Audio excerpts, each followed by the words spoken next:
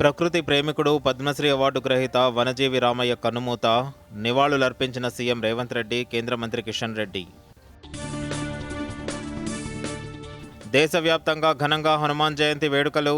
హనుమంతుని ఆశీస్సులతో ప్రజలు సంతోషంగా ఉండాలని ఎక్స్ వేదికగా ప్రధాని పోస్ట్. శుభాకాంక్షలు తెలిపిన కేంద్ర మంత్రులు Amit Shah, Rajnath, Nadda, CM Revanth Reddy.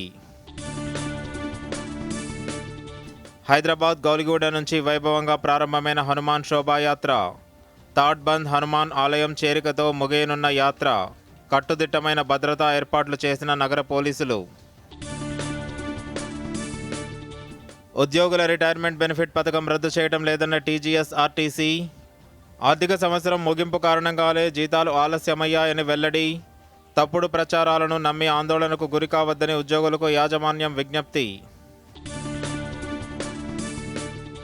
దీర్ఘశ్రేణి glide bomb గౌరవ్ను విజయవంతంగా పరీక్షించిన భారత్. 100 కిలోమీటర్ల పరిధిలో లక్ష్యాన్ని ఖచ్చితత్వంతో సాధించగలిగిందని డీఆర్డీఓ వెల్లడి. ఐపీఎల్ 18లో నేడు డబుల్ ధమాకా. మధ్యాహ్నం 3:30 గంటలకు గుజరాత్ లక్నో మధ్య మ్యాచ్. సాయంత్రం 7:30కు పంజాబ్తో తలపడనున్న సన్ రైజర్స్.